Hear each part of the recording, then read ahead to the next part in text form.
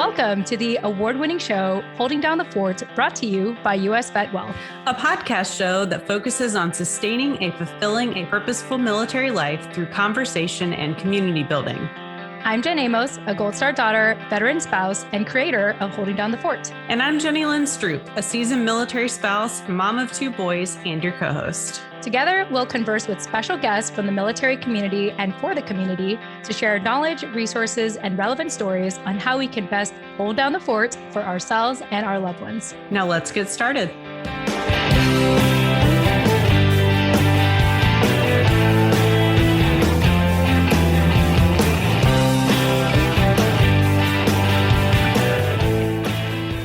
All right. Hello, everybody. Jen Amos here. Just wanted to give you some quick, exciting announcements before we get into today's conversation with a past guest, Jessica Silva, in which you can listen to her previous conversation with us with her friends, Teresa and Elaine, at episode 94. But until then, here are some announcements. First and foremost, mark your calendars for November 17 at 8 p.m. Eastern Standard Time. Now that daylight savings has occurred, I am so excited to be graduating from the Armed Services Arts Program, ASAP for short, graduating from their storytelling boot camp. And so just like in the past, if you have been following our show in chronological order, in the past, I had taken their classes to do my first stand-up during the pandemic via Zoom. So that was a really fun experience, and I enjoyed it so much, I decided that I wanted to also take their storytelling boot camp. I'll be performing my piece via Zoom, and if you would like to support myself and my classmates in sharing our stories, check out the website ASAP, that's ASAP.org as an organization, /attend-show. So that's ASAP.org/attend-a-show with hyphens in between, attend a show. And I'll provide that in the show notes for you. I would love to have you there to just watch my performance again via Zoom. And just a little bit about ASAP. ASAP provides free art and comedy classes to veterans, service members, military family members, and caregivers. But they are more than just a classroom. They're inclusive and a thriving community stretching across 4 states and online. And I am really fortunate to, have benefited from their classes and their community here in Hampton Roads. So would love to have your support. Come check it out. Otherwise, feel free to learn more about this amazing organization at asap.org. The second announcement I want to share is I want to give a special thanks to the Rosie Network last week for inviting me to participate in the award ceremony for the 5th annual Veteran and Military Spouse Entrepreneur Awards. It was really awesome of them. Shout out to Jennifer Jordan and Stephanie and the team for, inviting me back as the Media Professional of the Year 2020 to update the Rosie Network community on, what we have been up to here at Holding Down the Fort, as well as the company I run with my husband, US Vet Wealth, and all the changes that had happened in just 1 year, since we won this award. And so I was really grateful to congratulate everyone, as well as, like I said, share some updates. So I'm going to play the audio clip here just so you can listen in on my opportunity to congratulate this year's award winners. Here you go. Hello. Jen Amos here, creator and co-host of Holding Down the Fort podcast and last year's Media Professional of the Year. I just wanted to take a minute to congratulate all of the 2021 award winners and welcome you to the National Veteran and Military Spouse Entrepreneur Awards family. Becoming an award-winning media professional has provided a ton of recognition and opportunities for our show and myself professionally. Earlier this year, my co-host Jenny Lynn Stroop and I surpassed and celebrated interviewing more than 100 individuals in our community and for our community since summer 2019, thanks to the waiting list of guests that we've accumulated from last year's award. I've also been offered many speaking engagements, including 2 keynote speeches this year. Finally, thanks to all the stories and conversations we've had on our show, my colleagues and I at US Vet Wealth the sponsor of Holding Down the Fort podcast, which, by the way, fun fact, was also your 2018 Best Entrepreneur Startup Company awardee when we were formerly called US Vet Life, we've decided to make a sister show called the Spouse Benefit Plan, which will focus on stories and education for military couples wanting to make confident and informed family decisions on the Survivor Benefit Plan. Now that we're family, I invite you to follow our journey at holdingdownthefortpodcast.com or our sister show, thespousebenefitplan.com. If this is what an award has done for me in 1 year, you best believe it's going to do some great things for you too. I'm excited to see where you will go from here. To my fellow finalists this year that didn't win an award, don't fret. The Rosie Network's got your back, so long as you continue to hustle and stay plugged into this amazing, amazing community. Once again, congratulations to this year's National Veteran and Military Spouse Entrepreneur Award winners. All right, and there you have it. Thanks again to the Rosie Network for all of your incredible work in just helping, first and foremost, more military family members become entrepreneurs, especially our military spouses, and overall just celebrating the good work that our community is doing in society today. Now, if you listened to that audio clip all the way through, you heard it right. Holding Down the Fort now has a sister show called the Spouse Benefit Plan. And what I'm going to do for you is play the intro song to this new podcast. So if you are looking for a new podcast to listen to, or more importantly, you are, reaching transition and you are now being faced with the question, do I keep or opt out of the Survivor Benefit Plan? Take a listen to this intro, and this might be something worth subscribing to, so check it out.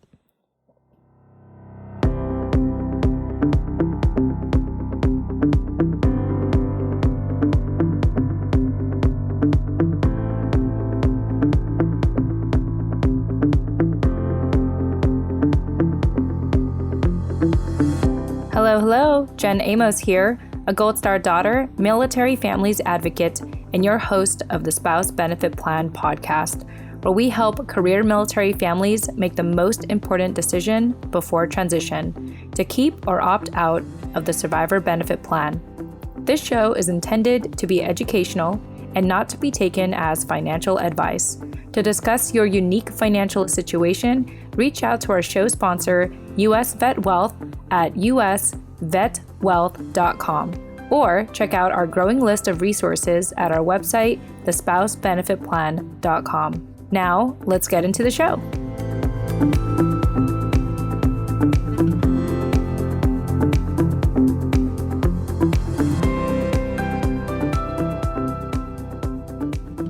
All right, and there you have it. Those are all of my announcements today. Once again, I hope that you will join me for my Storytelling Bootcamp grad show November 17th at 8 p.m. Eastern Standard Time, in which you can purchase your ticket at asapasap.org. It is virtual, so it doesn't matter where you are in the world. I would love to have your support. And of course, thanks again to the Rosie Network for allowing me to come back and not just talk about holding down the fort, but also the progress we've made at US Vet Wealth, as well as our new sister podcast show, The Spouse Benefit Plan. All right, without further ado, thank you all so much for your patience. Now let's go ahead and catch up with our good friend here, Jessica Silva, from episode 94. Enjoy.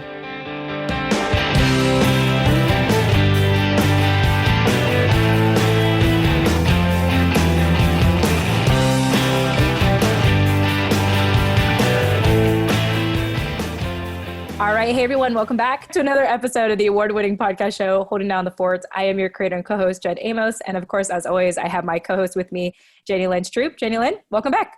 Hey, glad to be here today. Yeah, absolutely. And we are excited because we are actually bringing a past guest back on our show. We have with us today Jessica Silva, where, as I mentioned, she was on our show back in episode 94, which was titled Sisterhood, Mental Health, and Thriving in Chaos with Elaine Brewer, Teresa Schick, and Jessica Silva. And a little bit about Jessica. She has been a military spouse for 22 years and currently navigating the post-military life, being 2 years out now. She is an instructor for the O2X Human Performance Workshops and author of the children's book, Daddy's on a Chip. Without further ado, Jessica, welcome back to Holding Down the Fort. Thank you very much for having me back. Yeah, absolutely. So I thought I'd check in with you because when we first checked in with you and Teresa and Elaine, all three of you were just freshly out of the military. And so I know it's only been about 2 years for you so far, but how has that experience been for you to be living the post-military life?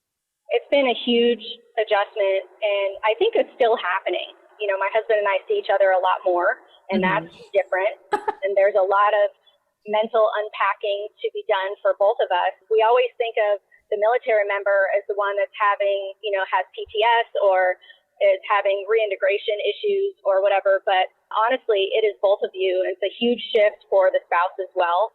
Yeah. And I don't think there's enough attention really drawn to that issue. We're always, the military member has problems or issues getting back to civilian life, but honestly, it's both of us. So we've been working on it. We live in the woods with 26 acres, and we just got some chickens, and so we have nature and a very tiny town next to us. And it's definitely good for my husband's mental health to be away from people. And it's hard for me because I like people. So it's a big adjustment for both of us, but we're getting into our new paradigm, and we're motivated with each other. We're not fighting each other while we're doing it. It's a team effort, and that's really helpful. Plus, we're empty nesters, which makes life easier because I don't have to deal with school-age children, finding a new place for them and a new network of friends and activities and stuff. So it's a lot easier for us now. Yeah, I think that, of all the changes that happen in post-military life, that must be one thing you're extremely grateful about, is not having to worry about the kids and helping them get reintegrated or establish a new normal for them. Like you and your husband can really solely focus on you guys as a couple and what that means for you in post-military life. Yeah, it's huge in the therapy department too. We both got boxes to unpack internally. And, now there's not the distraction of kids or military or deployment. And now it's still there. It didn't forget. And so now it's popping its head out. And there's issues sometimes, but we know they're coming, or we know what to look out for. So we've learned that in the past couple of years for sure. Yeah, absolutely. Jenny Lane, I know you and Matthew always try to work as a team as much as possible. And so I'm curious if you have any thoughts so far. Oh, man. I mean, I am not surprised by anything she's saying, having done this for 12 and a half years now. Like, I'm not surprised that there are many boxes to unpack, both literally and figuratively, as you transition out of the military. It's something that I hope, because I work in mental health and I'm an advocate of mental health, that we are able to navigate well in the coming years, because we've spent a lot of time trying to unpack all those things while we're in it, right? Somebody recently asked, my husband's getting ready to retire. What do I need to do? And we were talking about, retirement pay and DFAS and stuff like that. And I was like, start therapy now.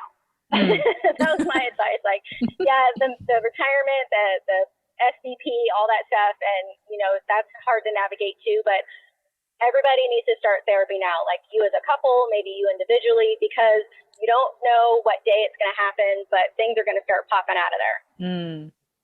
Wow. Yeah. Yeah. I think, and I know Jenny Lynn can attest to that, and being in the space she is in regards to mental health advocacy.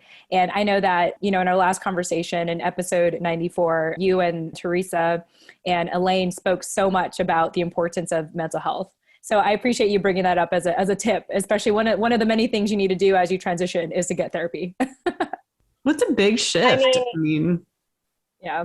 Yeah. And I've heard you guys bring it up in previous podcasts too. And I love that about you two, is that, Jason has been in the military for a long time. And when we first started, it was, don't ask questions, don't call here, don't ask your husband about what he does. And so that was just the theme. And so I never did ask questions or whatever. So by like 2007, 2008, they started saying a word that I'd never heard before, resiliency. So we were behind the curve already. And so now the new generation coming up has a chance to really get ahead of the game by accepting that you need life assistance. You only get the one life, and you're not going to do it right all the time the first time. And so getting help with that throughout your life, whether you're having issues or not, is never a bad thing. So I love how you guys advocate for therapy and talking to each other and talking to someone specific. And I love that. So thanks you guys. Yeah, it's our pleasure. And I remember in our conversation, Elaine had brought up like partly why it was so difficult to bring up issues amongst, your spouse is because you wanted to make sure that the service member was deployable. But still, either way, we need to have an outlet to be able to, talk about these issues and what have you. So, I really appreciate you, having been a military spouse for as long as you had been to, go through what you and Jason went through, to be in a space now to even encourage, mental health and to get a therapist, before you transition, I think is powerful. And it's important too, if you want to stay married. Yeah. Yes, absolutely. Yeah. I remember one thing that you brought up, Jessica, in our last conversation is that the main thing that all three of you have in common is that y'all still married, after this whole time. And I think it's a test. I mean, the way that you are speaking to us today and how you spoke before, and the fact that you listened to the show, it tells me how intentional you had been this whole time being in the military and how intentional you want to be with your husband. So I just want to say kudos to you both. Thanks. It's very few people that in our friend circle or in our community that are still married, and it's a shame, and then that still like each other. You could stay married for the kids or whatever, but yeah, we still like each other and we're still, on the same team, and that's rare. And it's not always been that way. We've almost been divorced a couple different times. So it's not like it's been the easy road, but I'm proud of the fact that we still like each other. Yeah. Yeah, seriously. If you can make it that far in life and still like each other, I think you've done something right. And that's a lesson to all young couples, including me. I want to check in with Jenny Lynn real quick, see if you had anything you wanted to add. Well, she can't see all my head shaking because she called in, but I've literally nodded at everything she said because, you won't find a bigger advocate for mental health than me based on my experience as a military spouse. If I lived a different lifestyle, I don't know that this is what would be the thing that resonated with me most, but it is because of what we've been through and the things we've done as a family and as a couple. And, I was reminded as Jessica was talking about, like, one of the biggest fights my husband and I got in after his deployment to Afghanistan was that I had sat through a pre-deployment brief for the deployment that was before the Afghanistan deployment. And one of the major talking points was like, don't tell your service member anything bad that's going on at home. Like, they need to be solely focused on the mission and you can't let them know that anything is happening. And so, we did 2 back-to-back deployments and I read back through our emails and it's like, the kids went to the park today. Like, Luke said his first word, all these very everybody's fine kind of things, and we did 2 back-to-backs and he came home and he's like, why, what's up with you? Like, why are you frustrated all the time?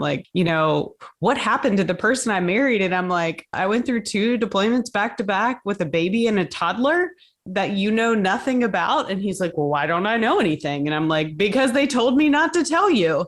Mm-hmm. And he was like, wait, who's they and what's happening? And I was like, literally a pre-deployment brief was don't tell them anything. And he fought me so hard. He was like, that should have been my decision. I can't believe you didn't tell me all these things, and saw it as like keeping information from him. Which essentially it was, but I was doing it out of service to him. This is what I was told. This is the rule for being the military spouse. And we would every couple years circle around to that same argument. Like, well, if you had told me, we probably wouldn't be doing this right now. Fast forward 4 years and he's walking through the exchange, picks up like Navy Times or some magazine or some military magazine and brings it home because there is an entire article on don't tell your spouse hard things and why. And he hands it to me like not even a little chagrined. And I lost it. I was like, see, it's in print. Like, this is 6 years after we deployed. And this is like in print. It's still a thing. And, what that experience taught me was that like we as a couple, and we have worked through this in counseling together. and separately, is that, we really, in a lot of ways, have to define what bad news looks like for us, what hard looks like for us, because he came back from 2 back-to-back deployments and felt like he knew nothing about us. And similarly, I mean, we didn't really know anything about him. Like, I actually probably knew more about him than he knew about me, because you could follow the command Facebook page and like see where they were going and what they were doing. Wow. Right. But like, I was so in the weeds with toddlers and babies that, if there were pictures of me on Facebook, it's because my mom or my sister posted them, not because I was like doing social media all that well. Yeah. It's hard to recover from that lack of intimacy too, because I mean, they don't know what's going on in your life, your kid's life, and you don't know what's going on in their life because they're working. And I remember when we had casualties too, most of the casualties we had, my husband was gone for. And so we dealt with it at home. He, quote unquote, dealt with it where he was. And by the time he got home, it was over. It had been done for months. And so there was really no recovering and getting back to that conversation. There's no real good time, over dinner, like, so about that casualty that occurred. So you never really recover that intimacy throughout their active duty career. Or if you are able to, it takes a lot of work and depends on what they're doing and depends on what's going on at home as well. It's hard with so much back and forth. And I think that's where for us, like, couples counseling has been such a blessing, because that's really what we were lacking. We are great partners, like business partners. Like, we know who's who and what's what and who does this and who does that. And he's got the trash and I've got the bills. And like, we are great partnering and parenting, but intimacy is difficult. And it really did take good help, good, solid counseling help. And, and the support of like having a good babysitter and relying on friends to really kind of get back to that. Oh, we do like each other and we do want to spend time together, so that, we could rebuild that, not just like bedroom intimacy, but like just that intimacy of vulnerability with one another, which was lacking after many back-to-back deployments. For sure. Yeah, well, thank you. Wow, I think this was like a great way to, open up our conversation, is really the, what goes on, or what military couples, what we encourage them to do, to stay connected, to stay on the same page with things, really. And like you said, Jessica, and I'm glad that you listened enough to the show to know that we are really big on mental health here on our show. Yeah, I want to go ahead and transition. So when we spoke with you and Elaine and Teresa, I only hinted at the book that you had published so long ago, back in 2006, titled Daddy's on a Chip. And, now that we're talking to you directly, I would love to, dive into this book specifically and talk about like why you decided to put this book together, publish it, and, kind of the impact of it. So let's first start off. What compelled you to write this book? Well, it was actually back in 2006. So my kids were young, 10 and 4. And so 9/11 had happened. There had been a couple of different deployments already. And I didn't realize that this is what I was marrying into, because when we got married, it was all training trips, and like Korea and Guam and, easy stuff. And then when we got married and had another kid, and we're in Virginia, and I was working as a 911 operator at the time, and 9/11 happened, everybody all of a sudden, the shiz hit the fan, and real life started happening. And I don't think I had foreseen that at all.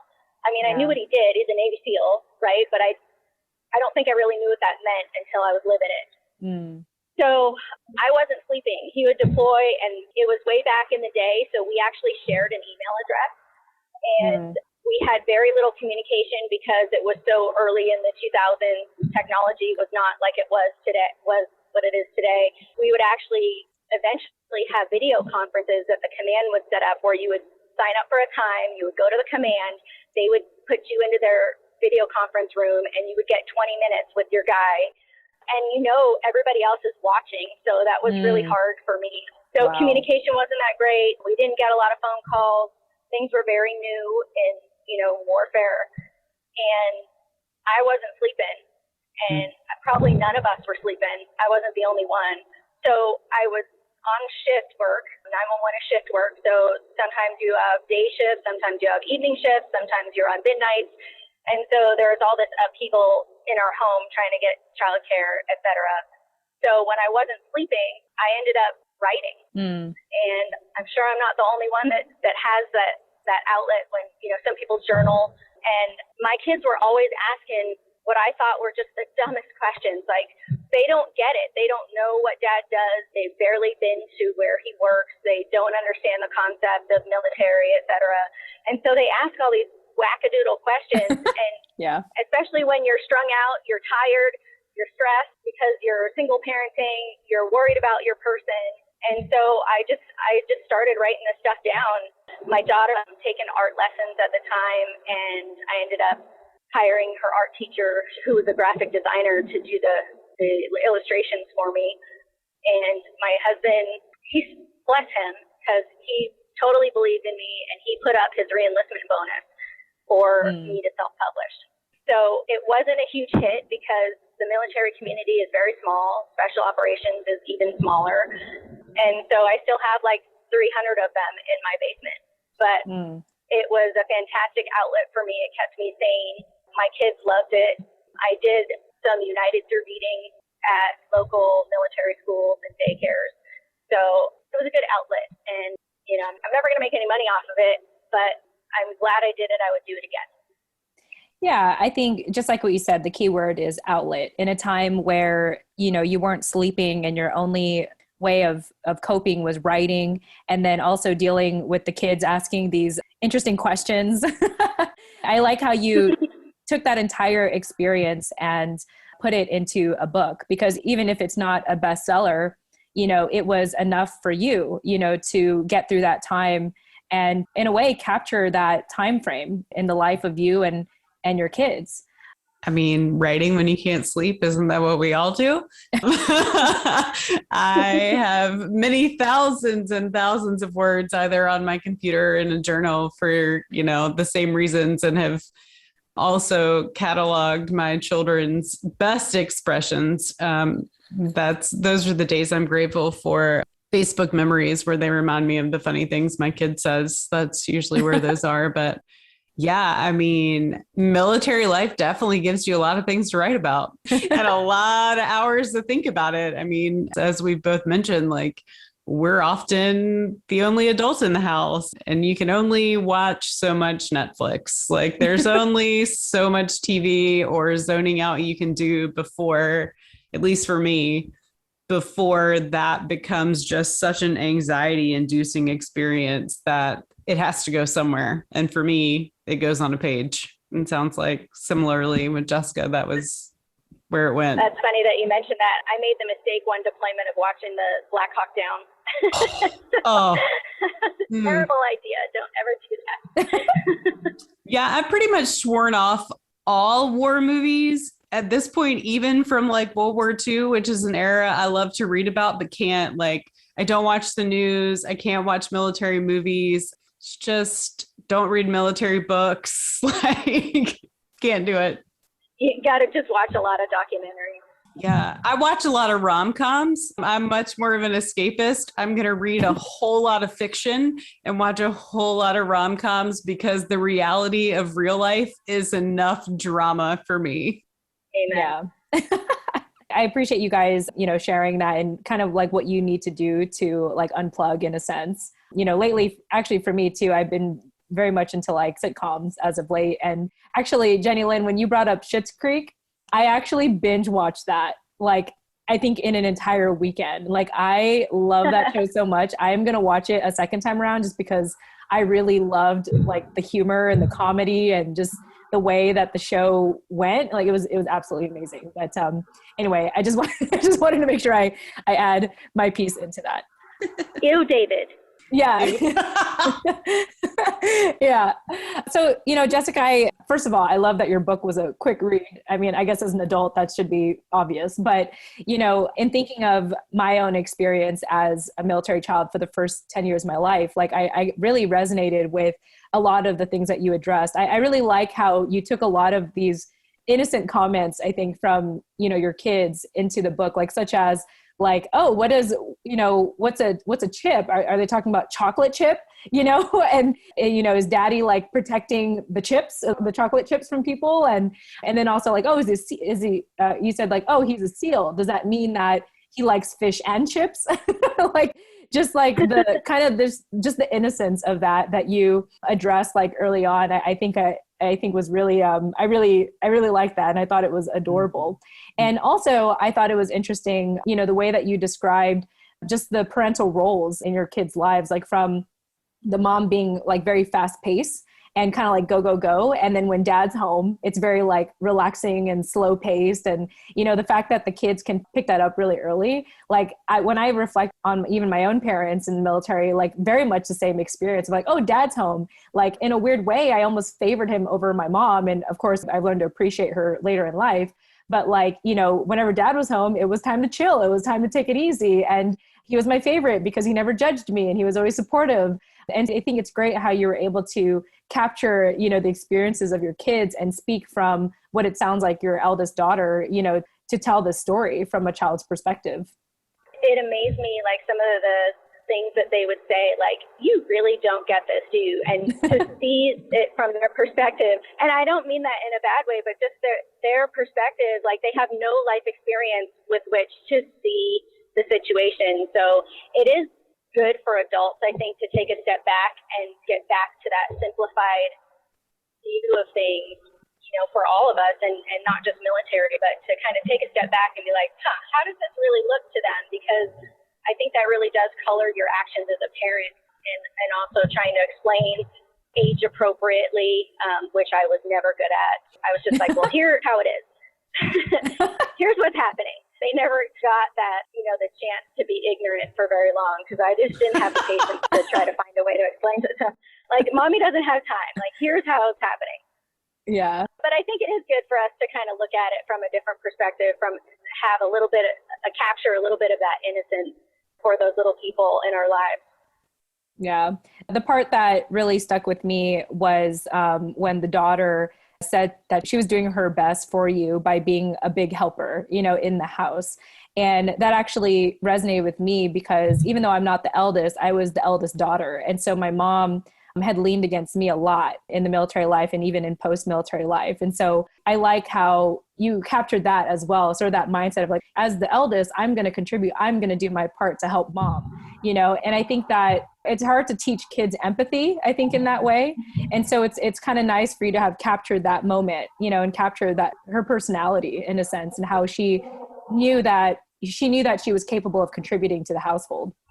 Yeah. And I mean, now that she's older, she's 25 now, I can look back on that and like, wow, I must have put a lot on her. And that probably wasn't the best parenting move, to put that responsibility on a child. But, it's done now. Nothing I can do about that now. But I think it did give her also a purpose, but when, like you were saying, Jen, when my husband did come home, I think that she took that as a relief of duty for sure, because it was time to chill and play and be a dork and run around and jump on the trampoline with dad. But I know that, as spouses, our roles change when the service member comes home, but also you don't really realize, but the kids' roles change as well. Yeah. I mean, you just made me have a light bulb moment just now. So thank you for sharing that. Jenny Lynn, obviously you are a writer and you love writing and you love books. So I just want to see if you had any thoughts. I loved all the kid talk in there. I now have an upper elementary schooler and middle schooler, so their ability to say words incorrectly is far less than it used to be. And I just love like the sweetness of the story. But in talking about it, I'm so much reminded of two things. Like one, when my husband and I were first dating, I was a teacher and I had one military child in my class. And I remember having a parent-teacher conference with his dad, who was the military member, because the child had, never could find his homework, never could find like all these things. And we had this whole conversation. The dad was like super military, like, I'm going to go home and I'm going to, we're going to get, and the kid came back the next day and I was like, where's your homework, man? And he's like, what homework? And I'm like, your dad was literally here for like 30 minutes yesterday. You know, like what? He said you were going to bring me all the papers. He goes, oh yeah, we went four-wheeling. And I went home and told Matthew, I was like, you never get to be fun dad. Like that cannot be, I don't care like where the Navy takes you. Like you don't get to be fun dad because then I'm always going to be like militant mom. And he was like, okay. Like, I mean, and literally we were dating and he was looking at me like I had three heads, but you know, as we've been married and had children and gone into this military life, like, I mean, so many times he's been fun dad. And I do often wonder and can see on my kids' faces, like, oh, geez, there's mom again. Like, she's going to make it do chores. Like, dad's home. Yay. Like, we get some relief from that. And even the other night, yeah, my husband was on an underway and I was like saying prayers with our kids that night. And my oldest goes, and I hope daddy has a good rest and I have a good rest and Luke has a good rest. Amen. And my internal voice was like, what the, like, hello, I'd like a good rest. Like, I'm here picking up like, you don't rest. All the parenting slack. Like, I work full time. I made you dinner. Like, WTF, man. Like, what is happening? And it's just perspective. Like, deep down, I know that they appreciate having the stability of the parent that stays. And also, some days that's really hard to pick up on from them, that they know that you're doing your best. I do have to point out here, like, serious note, if that changes, that's like a red flag. So my husband was fun dad for many years. He'd come home and jump right back in. And then the time it took him to jump right back in took a little longer and a little longer and a little longer. And I remember one time he had just gotten home a week or so before, and my son, it was bedtime and I was done for the day, and he is just pushing my buttons, and I sent him to bed, and I came down and I was like crying because I was tired and angry and overwhelmed. And I told my husband, Jacob did this. I don't even remember what he did now, but he just pissed me off. And my husband went upstairs, grabbed my son by his ankle, took him out of bed, and my son peed his pants. And he stopped being fun dad gradually, and I didn't notice because the life was so fast paced and things were happening so quickly, and you don't pay attention like you should sometimes because you just don't have the capacity. And so when that changes, you got to pay attention because we did not catch it at that point. Wow. So, and nobody talks about it, and if you've not done that before, like we didn't live that life before. So, I didn't have anybody tell me, hey, that's not normal. Yeah. Yeah. Wow. Well, thank you. Sorry, I just took you down a little dark rabbit hole. Sorry. Yeah, no, I mean, thank you. Actually, I think it's important to, share that perspective. And in a way, it gives me perspective, thinking like, yeah, maybe if mom was the bad cop and dad was always a good cop, but now you're helping me understand, like, if it changes though, that's probably not a good thing. The fact that it took me maybe 20 years later to appreciate, the thankless sacrifices of my mom. But, no matter what, she was able to create that safe environment, either way. And so, just thank you for sharing that, because that could be the reality sometimes that happens at home. Jenny Lynn, just want to see if you had any thoughts. So many thoughts. Yeah, for us, it was kind of the other way. I think any shift in behavior is cause for concern. For us, it looked the other way, where my husband and I had mostly been on the same page about this is how we parent and this is how we do things. And then, all of a sudden one day he's like super fun dad, and we like ignore all of the routines and all of the things for the sake of escapism. Mm-hmm. That for us was like for me was like something here is not okay. Like, we used to both think that kids should do chores and, whatever it was we were on the same page about. All of a sudden one day, like, he was so glaringly fun dad to my routine, ritualistic, like everything has a place and we do things at certain times because we have kids on a nap schedule. And he was like, let's go do all the fun things. Like, for me, it was like, oh, something is happening. Yeah. I don't know what it is, but something is happening. Yeah, it's a huge deviation in behavior.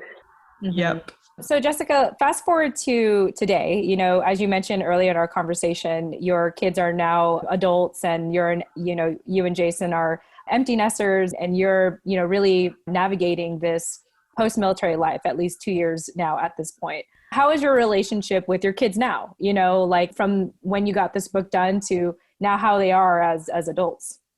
Yeah, well, I think we've all changed. And when one person changes, it creates change in everybody else. So I don't know who changed first and created change in each other or just it's all happening simultaneously. But my son is in the Army now. He's been in for 2 years. He's up in Alaska. And my daughter, she's 25. She lives in Santa Cruz in California. She's an artist there and working at a graphic design company, architect's firm. And, just they're trying to find their way. And I love it personally because I don't have to watch what I say anymore. And I don't have to tell anybody what to do. I don't have to have anybody cleaning their room. So the relationship is much different because I'm not momming them like, I'm not the authoritarian anymore. They're on their own. They're doing their own thing. And so when we talk, it's not like, why didn't you do these 3 things that I asked you to do? It's more like, what have you been up to? So we're like friends now, and I love it. People were like, oh, you're gonna miss them, and empty nesting is a bummer. And I'm like, I'm different. I love it. I love that I love to hear about their successes and their failures and what they're up to and their ideas about life, and they're different than mine. And I love that too. And my husband's more involved. He knows what's going on in their lives. He talks to them more often. He doesn't just call home and talk to all of us at once. He can talk to them individually, and they can talk to him because they're adults now and they call and ask advice. And my son's in the military too, so he calls and they talk about gear and ops and all that military stuff. And I think we're way more involved in each other's lives as a family than we were when he was active duty, honestly. My husband and I have the focus now that we can apply to our children that I wish we had had, 15, 20 years ago, but that wasn't to be because the pace op tempo was just so fast that it wasn't possible. So yeah, I love that we're more involved in all up in each other's business now. Yeah, I really love that. Like you said, you could just be friends with your kids now or your adult children, and they're living their own lives. And it just sounds like everyone is in a wonderful season of their lives right now. And you guys can really just focus on enjoying each other and checking in with each other and asking each other for advice, as opposed to depending on each other the way that you guys did in military life.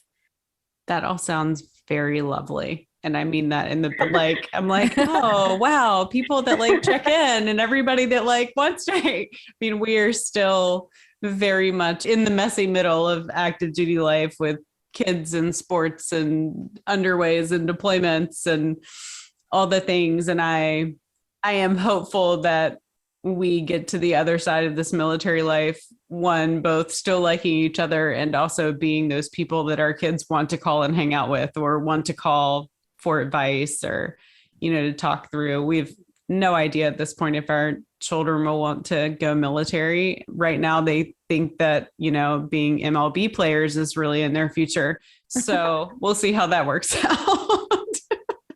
I was never a believer in being friends with your kids when they're young. That's not a relationship that I agreed with because you're there to teach them things. You're their teacher. You're their guide. You're not their friend. But now it is really lovely to have that switch. And they love it too because I'm not telling them what to do anymore. I think they really enjoy that. For sure. I love that. And I love, like I mentioned, I love the season that you all are now in as a family. So now that you are in post-military life, we were talking a little bit about this offline, but I figured you can share some parting advice to, people who are in transition. So feel free to share the story that you mentioned offline in regards to speaking to people who, let's say retire and move to a non-military space. Tell us a little bit about that story and what lessons or advice you want to share if people end up in that situation. Absolutely. I was not a very good military wife in the fact that I did not get into just riding my husband's coattails. I think that's an awful way to be a military spouse. Your husband or your wife is in the military, not you. And while it is really important to have that community because you have like people with like situations and you bond with those people, and I think that's very important. But I think it's also really important to have interests outside of the military and people that you know outside of the military, because the military does not last forever. And you may not live near those people forever. And while Teresa's foundation is really good about trying to build that community after post-military, I think that all you have is your spouse's military career that you're engaged in. When he gets out, so do you. And then you both have nothing going on. And then you're both floundering, and he's trying to find maybe a different career or something new, but so are you. So if you don't have those other special interests, for me it was search and rescue. I was a canine handler. I trained up a dog, and I went looking for missing persons and downed aircraft, and I had that whole other section of community. So I'm still friends with those dog handlers. I'm still, talking to people from that portion of my life. And if I had wanted to, when we moved to Colorado, I could have probably engaged in search and rescue out here. So it gave me something that I had, after military life ended that I could get involved in. So I feel like that's just so important to have those additional interests. And your military tribe is so important because they're the only ones that know the kind of weirdo that you are and accept you for that weirdo. I'm not going to downplay that relationship at all. I'm in the car right now with my friend Stacy, who we've been weirdos together for many, many years, and her husband's out as well. She lives in Jersey and I live in Colorado, and we're able to see each other today. So, but yeah, have those added interests so you're not both like freaking out after he gets out of the military. Yeah, I think that is wonderful, wonderful advice. I think, often when my husband and I talk to people, when we talk to like prospective clients for our business, it's kind of like we usually talk to people when they're right at transition and they're kind of like, a deer staring at headlights. Their lives are about to flip and turn upside down. And I think even just starting early on, just like what you said in our conversation, like seeking out therapy and also having interests outside of the military while you're in the military, I think could help alleviate a part of that stress and feeling like, your life is about to, turn upside down, as I said. So I really appreciate that advice. And I think you're really the first person to share this on the show, as far as I'm concerned, right? right, Generally, I don't think anyone else has shared that. No? Yeah, we talk about community. Sorry, I was calculating episodes. Yeah, I think what's really important about this is we often talk about community. And I am often the first one to say, like, I love being a military spouse and the community that I have there, but I 110% agree with, and you have to have it elsewhere. Like, I am not one-dimensional in my community. I have a lot of military spouse friends, and they are my people. They do know the ins and outs of the crazy this lifestyle brings. But I'm in a writer group, and I have church friends, and I have neighborhood friends, and I have friends I grew up with. And like, all of those are so very important because, as we've talked about multiple times just today, like, this will end. And when it does, like, especially, I know what we talked about offline was like, what happens when you move back home to like where you grew up, and where you grew up isn't a military town, or you pick somewhere where you can buy a lot of land and live out in the country, and, it's population 12 and none of them were military, but you, like, it's hard. It's hard that nobody understands where you've been and what you've done. And the town that I live in is at like 1,300 people right now. So my friend group is ladies that are all like 15, 20 years older than me, and we go hiking to different areas around. Love it. And they're just these old ladies. It's at 10,000 feet altitude, and they are hardy. They are hardy ladies. But nobody knows where you've been, what you've done, and where you're coming from. And that is very stressful because you're like, nobody understands me, except your husband, who maybe still doesn't all the way understand you. And it's really hard to keep that feeling of community when you don't live near your community. So that's why I really love what Teresa's doing with her Pillar Foundation. But yeah, but it also is a blessing in disguise because it forces you to expand a little bit and make friends and work those muscles that maybe you don't really want to work. But in the end, I think it is really beneficial to get out there and in a non-military community and find that there is life besides military out there. Yeah, definitely. Well, Jessica, I really appreciate and admire your self-awareness, where you've been on your military journey to where you are now in post-military life. I want to thank you so much for, being on our show again and checking in with us and talking a little bit about your book, Daddy's on a Chip. And some people might think, is she saying ship as in SHIP or SHIP? It's like, no, I'm saying CHIP. And if you do check out the book, if you do reach out to Jessica and check out the book, you'll know why. It's titled Daddy's on a Chip. But Jessica, before we wrap up here, any other closing thoughts before we go?